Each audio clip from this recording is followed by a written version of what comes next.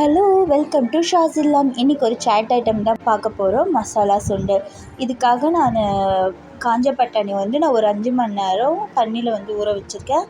அதை இப்போ குக்கரில் சேர்த்து ஒரு 3 சின்ன உருளைக்கிழங்கு இந்த மாதிரி கட் பண்ணி சேர்த்து கொஞ்சமாக மஞ்சள்தூள், கொஞ்சமாக உப்பு சேர்த்து கொஞ்சம் தண்ணி ஊற்றி ஒரு 4லேருந்து 5 விசில் வரைக்கும் வச்சு எடுத்துக்கிறேன். இப்போது ஒரு மிக்ஸி ஜாரில் ஒரு மீடியம் சைஸ் வெங்காயம், ஒரு மீடியம் சைஸ் தக்காளி, 2 பச்சை மிளகாய், ஒரு 2 துண்டு இஞ்சி, ஒரு 4 பல் பூண்டு, கொஞ்சமாக புதினா.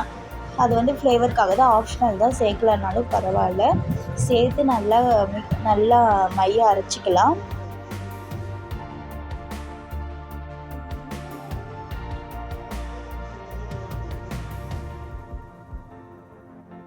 அடுத்து இப்போது பட்டாணியும் நல்லா வெந்துடுச்சு. இதில் நான் இந்த உருளைக்கிழங்கு தனியாக எடுத்து தோல் எடுத்துடலாம். இப்போ அந்த தண்ணியை நம்ம தாளிக்கும் போது யூஸ் பண்ணிக்கணும். அதனால் தனியாக எடுத்துகிட்டு தோல் நீக்கின அந்த உருளைக்கிழங்கையும் இதில் சேர்த்து ஒன்றும் பாதியமாக பட்டாணியும் உருளைக்கிழங்கும் நல்லா இந்த மாதிரி மேஷர் வச்சு மசிச்சுக்கலாம். அப்படி இல்லைன்னா கொஞ்சமாக ஒரு 20லேருந்து 25 பட்டாணி எடுத்து மிக்சியில் போட்டு ஒரு 2 அடி அடிச்சிட்டோன்னா நான் ஓரளவுக்கு மசிஞ்சிடும். அந்த இதுவும் சேர்த்துக்கலாம். இப்போ ஒரு கடாயில் எண்ணெய், கருவேப்பிலை, இதில் நம்ம அரைச்சி வச்சுருந்த அந்த வெங்காய தக்காளி விழுதை இதில் ஆட் பண்ணி நல்லா கலந்து விட்டுக்கலாம்.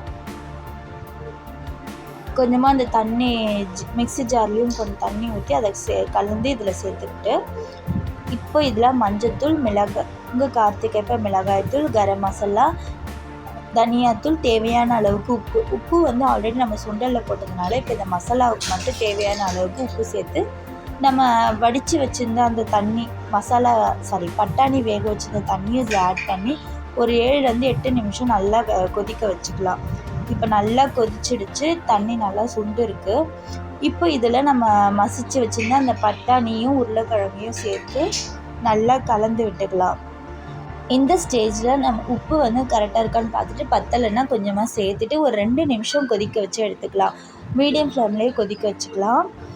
இப்போ 2 நிமிஷம் ஆயிடுச்சு. இப்போ இதில் கொஞ்சமாக மல்லித்தழை தூவி இறக்கிட வேண்டிய சர்வ் பண்ணுங்கள். சூப்பரான ஒரு சாட் ஐட்டம். குழந்தைங்களுக்கு ஈவினிங்கில் கடையில் வாங்கிறது பதிலாக இந்த மாதிரி வீட்டில் செஞ்சு கொடுக்கும்போது நல்லாயிருக்கும். என் பையனுக்கு ரொம்ப பிடிச்சிருந்தது இந்த சாப்பிடும்போது. இப்போ இதை நம்ம பிளேட்டிங் பண்ணிக்கலாம். ஃபஸ்ட்டு கொஞ்சமாக சுண்டல் வச்சுட்டு அதுக்கு மேலே நான் கார்ன் சிப்ஸை இந்த மாதிரி லைட்டாக தூவி விட்டுக்கிறேன். அதுக்கு மேலே கொஞ்சமாக சுண்டல், கொஞ்சமாக வெங்காயம், அதுக்கு மேலே துருவின கேரட்,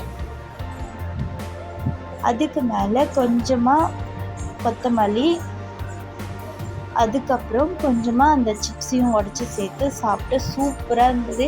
என் பையனுக்கு ரொம்ப பிடிச்சிருந்தது.